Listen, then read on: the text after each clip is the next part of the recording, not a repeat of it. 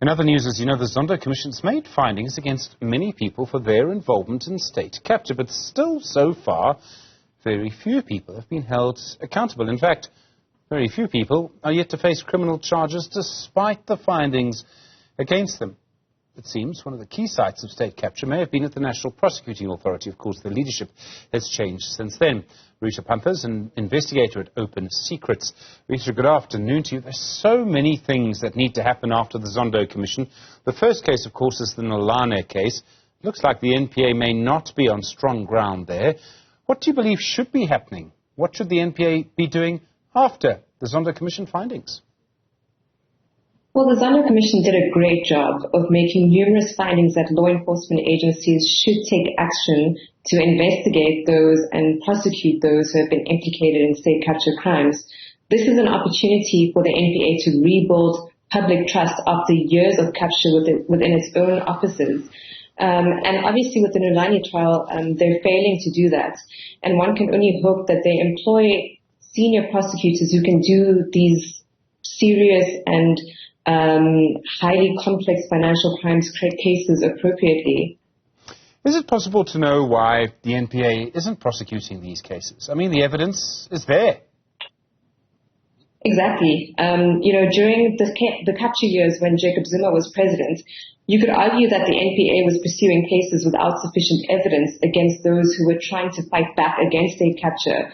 Now the NPA has all the evidence it needs to pursue those and to convict those who have been implicated in state capture crimes. But what we've seen in the Nolane trial is that there are prosecutors inside the NPA who seem to be unable to do the basics, to simply follow procedure to safeguard evidence and to prove to court that the evidence is admissible. And we need prosecutors who can do this work. So it's imperative that we employ prosecutors in the National Prosecuting Authority who can pursue state capture crimes cases. Is it a problem with competence? I mean, is that the issue with prosecutors in the NPA, or could there be a more disturbing reason?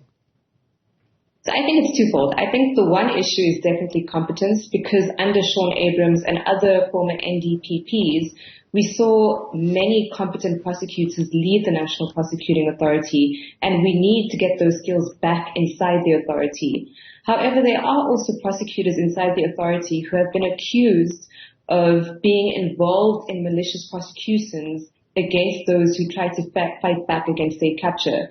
That includes people like Johan Boysen, the so-called SARS rogue unit narrative. The NPA had prosecutors at that time who prosecuted those cases, and to this day, those prosecutors remain in office. And to date, we have no idea what the NPA is doing to discipline or indeed to sack those prosecutors.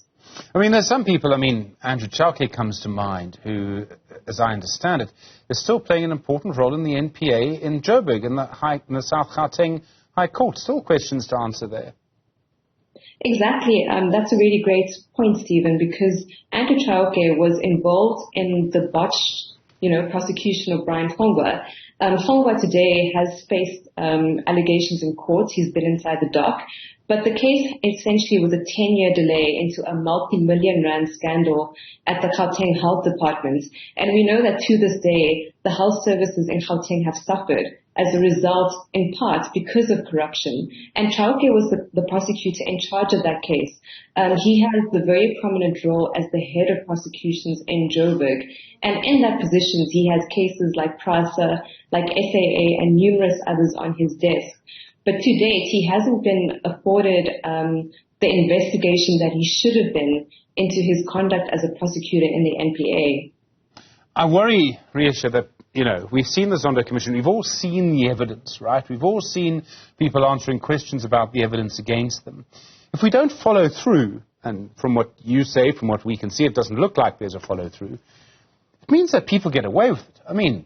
There's at least one person in the National Cabinet, two people in the Cabinet, actually, who have findings against them from the Zondo Commission. They haven't been charged by the NPA. The lesson from this is that state capture works. Exactly. And I think that we find ourselves in a very precarious position today. We've been grey-listed by the FATF. And part of the reason that we've been grey-listed is not because we don't have sufficient laws to challenge anti-money laundering initiatives. We have the laws to challenge illicit financial flows. The issue is that we have a prosecuting authority and a police agency, namely the Hawks, that aren't pursuing cases and enforcing the law. And to your point, we must also remember that the President, Cyril Ramaphosa, had findings made against him in the state capture report. It's imperative that law enforcement agencies take the recommendations of the report forward.